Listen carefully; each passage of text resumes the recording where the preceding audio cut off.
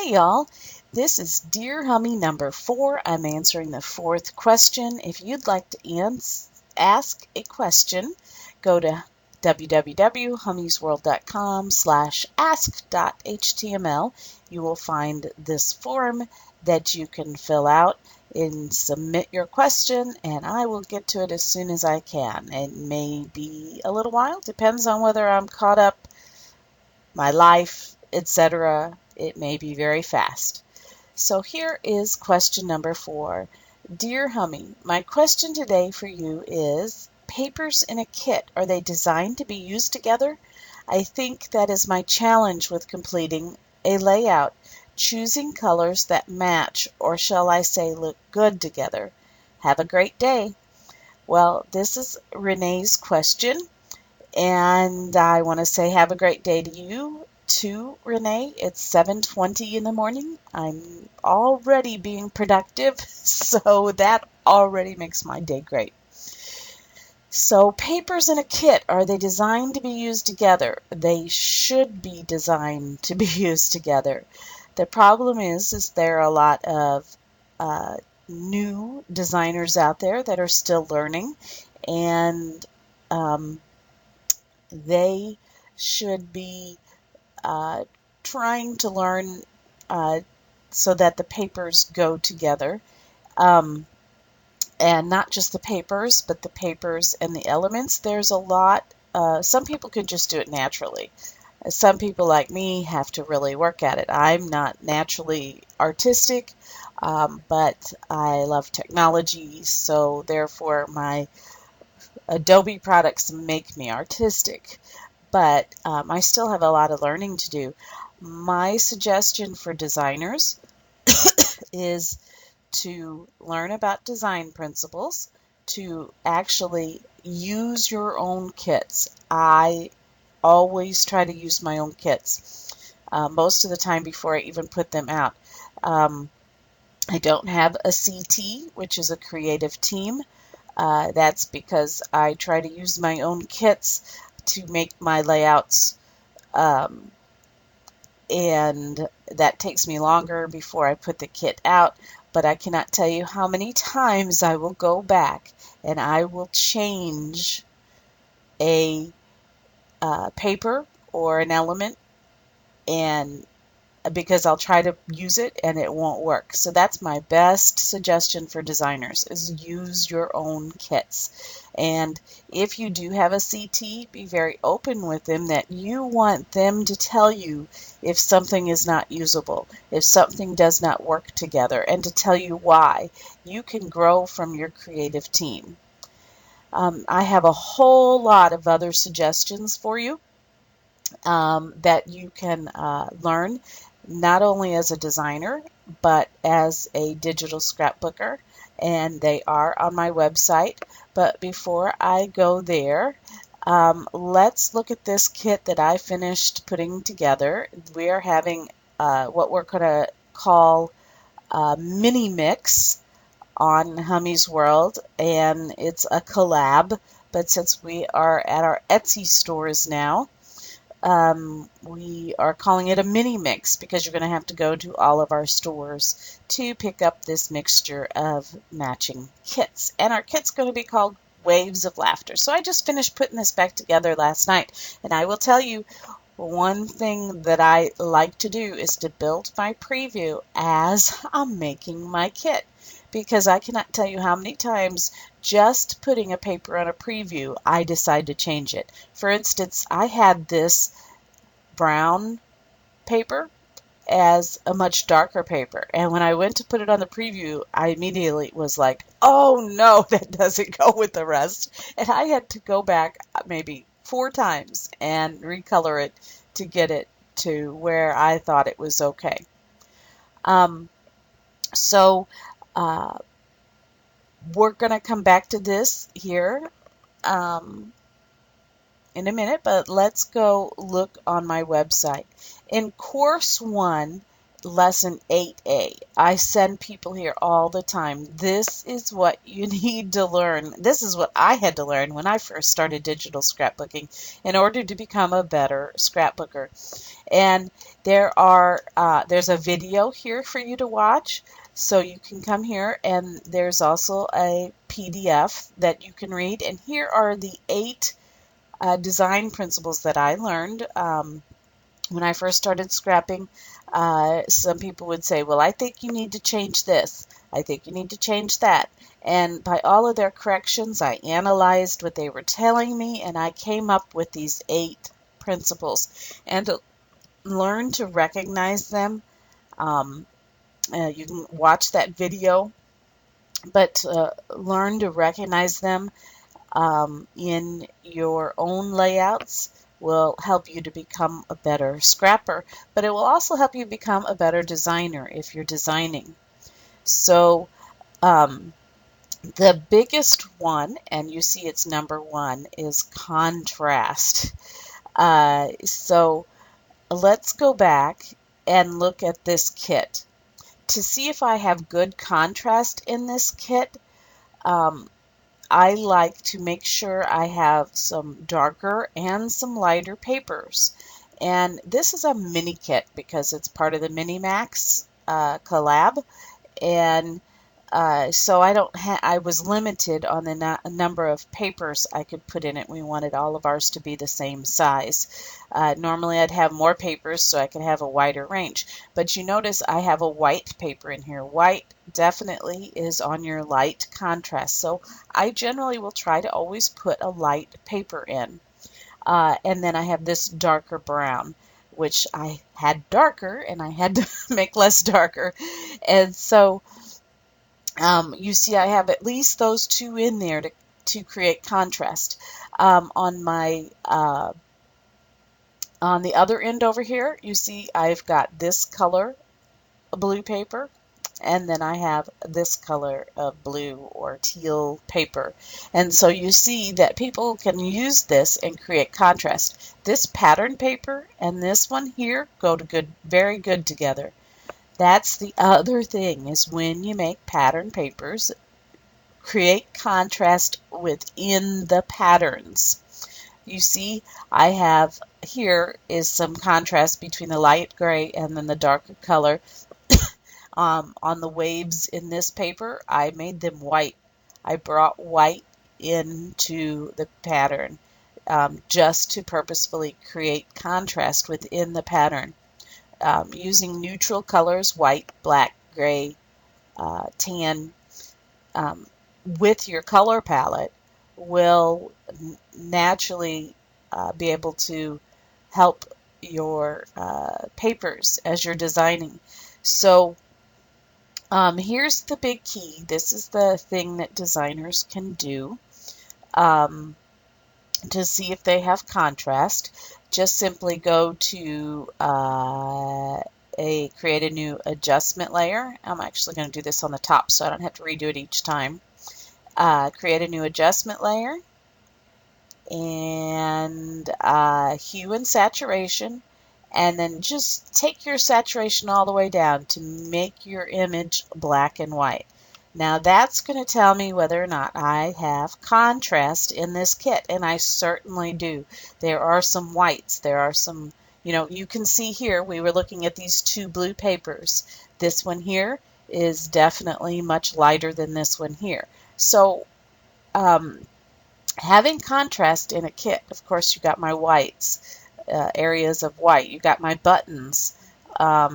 Obviously the buttons need contrast because you can't have something be readable if you have a blue text on a blue background. You can't read it. You need a darker color text on a lighter background or a lighter text on a darker background. So you can see the buttons, the flares, have contrast on them alone.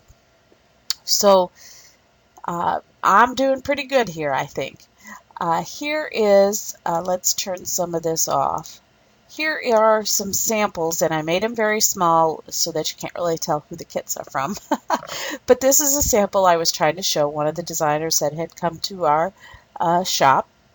I was trying to teach her this same thing about contrast. So these are our collabs down here that Hummy's World had put out. This one here is the best one, or Adorable Beginnings. I love using this kit, and one of the reasons is because it was designed so well. It had a great color palette with lots of contrast. Look at all the contrast between darks and whites here. This is our Style Scope collab. It was so huge it's hard to see the contrast in here, but there's contrast in here, and not quite as much as this one, or too much actually, and some of it has gotten a little too dark, I think. And then this is our Time Flies, and this one didn't have quite as much contrast as this one, but you could see plenty of contrast in the papers back here. And they did all work together, and this was my second favorite kit collab to use.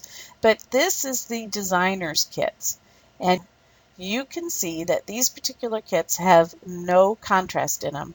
So they are going to be very hard for a designer to work with. You just have, these are much more pleasing to the eye. I can spy these kits like this just from the previews once you learn about contrasting kits. Okay, so here is, we're going to come back and talk to about that. So there's other principles here for visual weight, size, which doesn't apply too much to designing, color, shape, texture, isolation, value, and balance. The other one that is really important is color. And on Hummy's World, let me go to this tab. Course 1, Lesson 8D, is a lesson on the color wheel and color schemes. So here's the PDF for it, and this is your color wheel. And yes, there is a purpose for color wheels because they do help you choose complementary colors. And learning the basics of the color wheel, you have coordinating colors, you have color schemes. There's a complementary color scheme, and all of these other basics, and there's even more beyond that. So learning them and coming back to watch the video here on Lesson 8D that goes with this is important. What a lot of people do is they come over here to Color Lovers and they scroll through and they pick out a palette. And these palettes, they may appeal to you, but they may not work on the color wheel very well. They may not be designed to work well together. Another thing people do, and I have this Pinterest board where I save colors that I like. So you can come and follow this if you want. It's my Pinterest is pinterest.com/hummy, and this particular board is named Colors. And so I love designseed.com. It's design/seeds.com. I love their palettes, and most people do. And you can scroll through here and see some of the palettes that I liked. And but you should know that just because they look good here does not mean they really fit here. So you may need to take some of these colors and adjust them so it works here, so that the people who use your kits can use them successfully without much work. And that's what I did here. I got a screenshot of some of the colors from that page we were just looking at, and we're going to use this adjustment layer, and we're going to turn them to black and white, and let's see. You can see this one here has subtle from light to dark. And most of these, this one has a really dark one for contrast in it. I'm not sure that really dark color is going to work well, but these here have enough contrast in them that they would work well together. This one's got like a white in it, but you see these two down here and this one, you've got three colors that are the same and then two colors that are the same, and that they're the same brightness. That's what we're talking about. If you go to your color picker, and this is on one of the lessons there that I'm showing you, up here is your brighter colors and down here is your darker colors.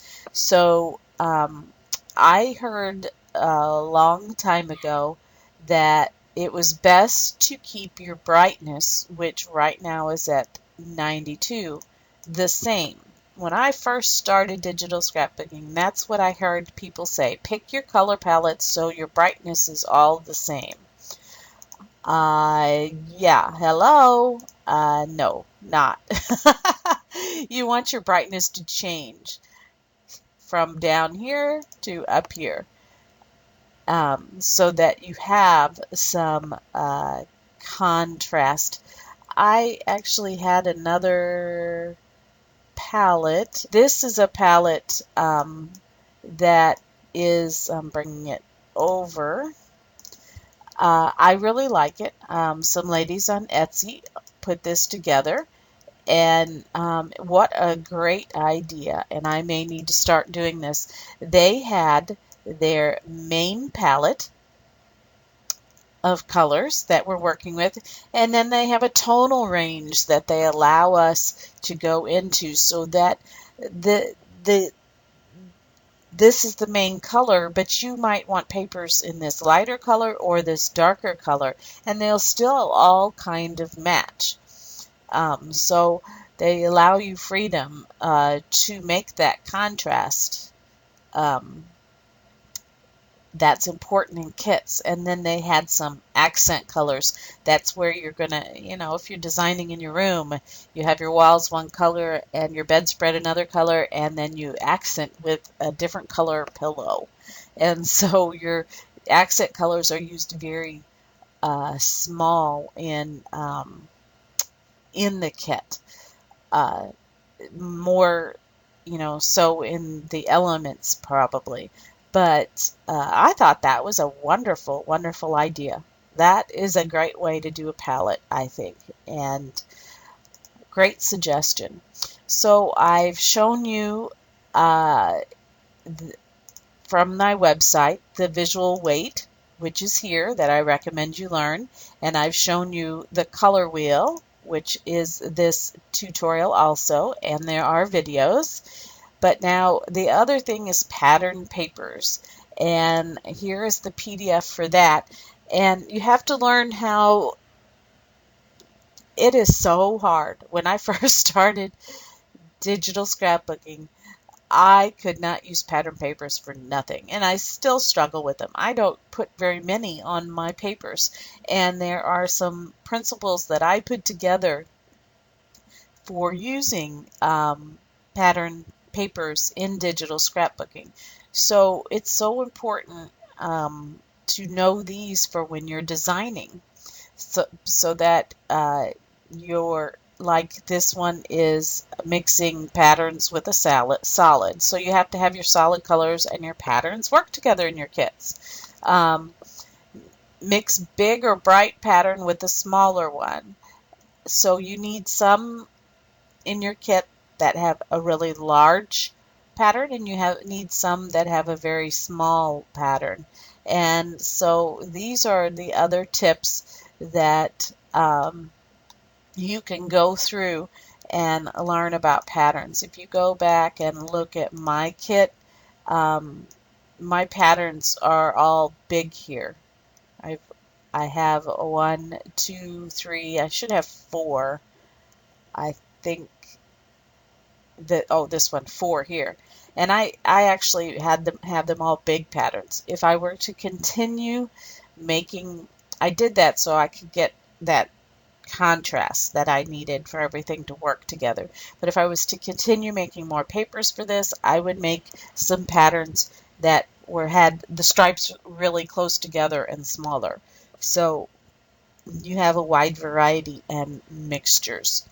So you can come and look at these tutorials on my website, and you can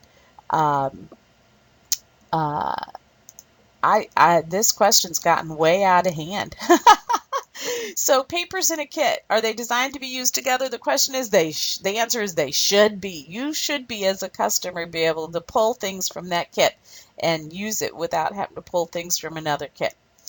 And if you have a challenge completing a layout, go review those lessons from Course 1. You are more than welcome to use the Ask Hummy to send me a link to one of your layouts, and I will review it and give you suggestions. You are more than welcome to do that. And in fact, I think that would be a great thing to do. So anybody who wants to use the Ask Hummy to send me a link to your layout, maybe you've uploaded it to Flickr or another gallery. I won't show where I got it from, and I will show that layout though, and we will go through these 8 principles, the patterned papers, and maybe the color scheme, and show you and give you suggestions so that you can learn. And I can keep it anonymous if you want. And so that is Ask Hummy, Dear Hummy. I always say ask, I don't know why. Dear Hummy number 4. And I hope you learned a lot from it. And I hope you go back and review those tutorials.